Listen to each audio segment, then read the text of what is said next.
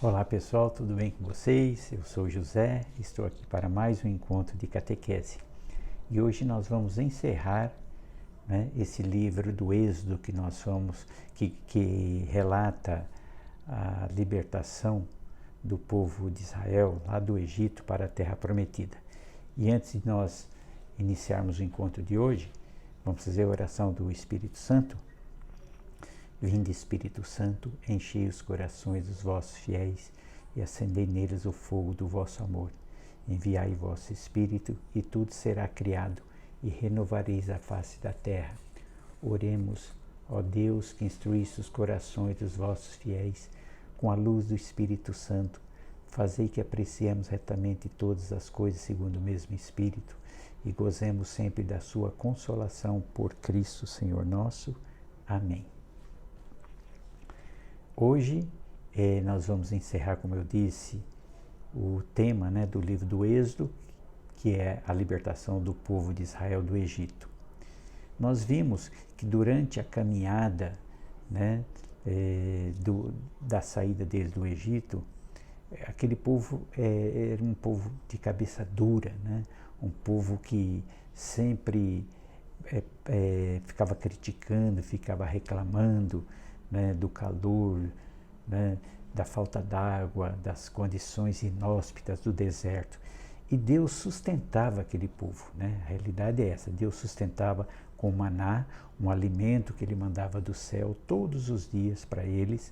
Também, à tarde, alimentava com carne, como é o caso das cordonizes, Então, eles estavam bem alimentados, também dos rochedos, Deus tirava água para eles. Então, esse povo estava bem sustentado por Deus no deserto.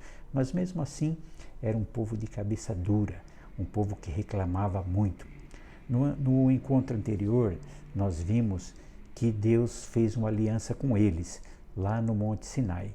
Então, Moisés sobe o monte, pede para o povo esperar, E Deus, então, lá no alto, ocorre uma teofania, que é a presença de Deus. Então, nuvens, trovões, relâmpagos, aqueles abalos. Então, tudo isso mostrava a presença de Deus naquele monte. E Deus, então, fala com Moisés e ali faz uma aliança, dá os 10 mandamentos para que ele entregue ao povo, cria as regras, a lei, a Torá, para que aquele povo siga. E o povo lá embaixo ficou de braços cruzados esperando? De jeito nenhum. O povo viu que Moisés estava demorando, achava que talvez tivesse morrido, não ia voltar mais, sei lá o que eles pensaram. E aí então eles falaram com Arão, que gostaria de criar um deus, para homenageá-lo por ter tirado do Egito.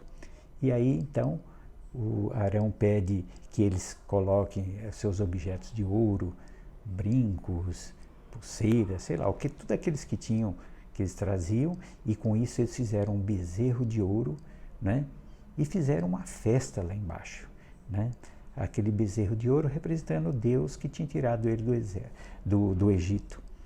E aí Deus fala com Moisés, aquele povo lá não tem jeito não, viu?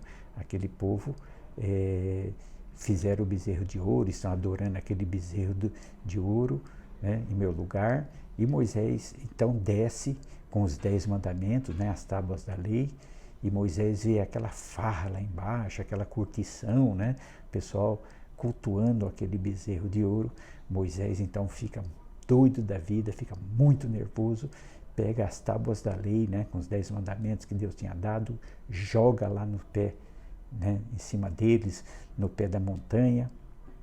E ali Moisés então vai dizer, quem está do lado do Senhor fica do meu lado, quem não está vai para o lado de lá. Então teve uma confusão total, e aqueles que estavam do lado do Senhor, Moisés falou, então matem até aqueles que não querem seguir o Senhor. Então houve até mortes ali nessa situação.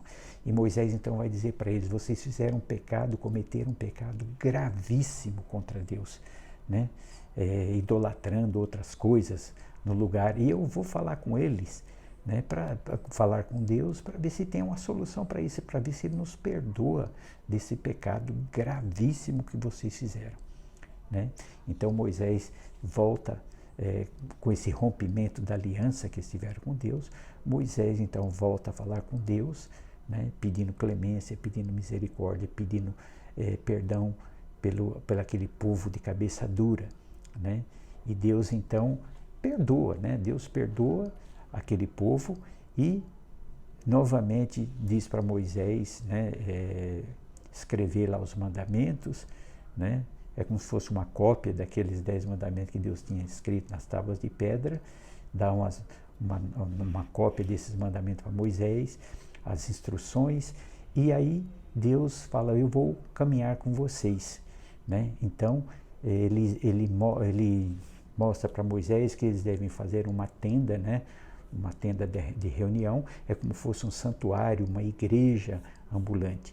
E ali Deus mostra como deve ser feito, quais são os objetos, o altar que tem que ser colocado ali, as vestes dos sacerdotes. Então Arão e seus filhos deles vão ser investidos no sacerdócio. Então Deus indica como deve ser a roupa deles, como deve ser essa tenda, os objetos que têm que ser colocados nessa tenda, por exemplo, o candelabro, né, de 7 braços, lembrando aquela sarça que Deus aparece para Moisés, né, aquela sarça que estava queimando, mas não se consumia. Então o candelabro, ele lembra aquele arbusto, aquela planta com os ramos, com os botões, né, com as flores ali. Então esse é o candelabro, né, que deve ser colocado na tenda. E também Deus pede para ele fazer uma arca da aliança, né? Então uma caixa de madeira revestida de ouro, e ali dentro vai ser colocado, né, o testemunho, né, o maná, um pouco de maná que Deus mandou para eles, o cajado divino, a lei, né, dos 10 mandamentos, e ali vai ser o santuário. Então Deus está presente com eles nessa caminhada para a terra prometida. Deus então vai com eles daí em diante, né? E aí toda vez que depois de tudo pronto esse santuário, desce uma nuvem, né, significando a presença de Deus, e aquela nuvem ficava em cima daquela tenda, e ninguém podia entrar ali, né? E quando à noite aquela nuvem ficava luminosa também em cima daquela tenda, daquela igreja, né, aquele santuário.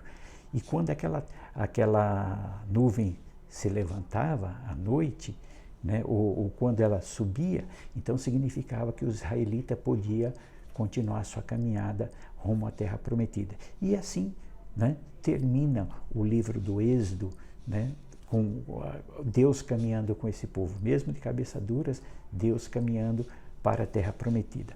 E se a gente fizer uma comparação, porque a Bíblia é um livro de comparações, né, nós vimos que o Egito, a terra da escravidão, significa o mundo onde nós vivemos.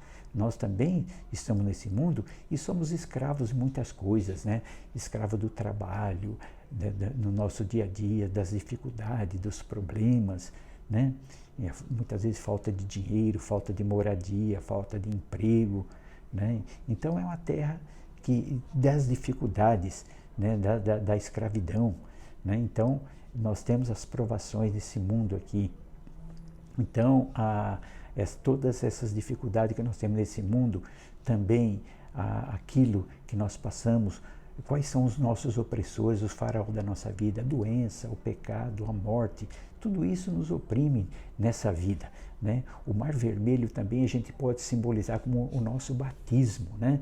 O batismo, a gente morre, né, com Jesus e ressuscita com ele. Então o Mar Vermelho, onde eles atravessaram, simboliza, né, esse lugar da morte e ressurreição, que eles entraram e saíram do mar. Então nós morremos e ressuscitamos com Jesus no nosso batismo. Então esse Mar Vermelho, para nós cristãos, tem o símbolo do batismo, né?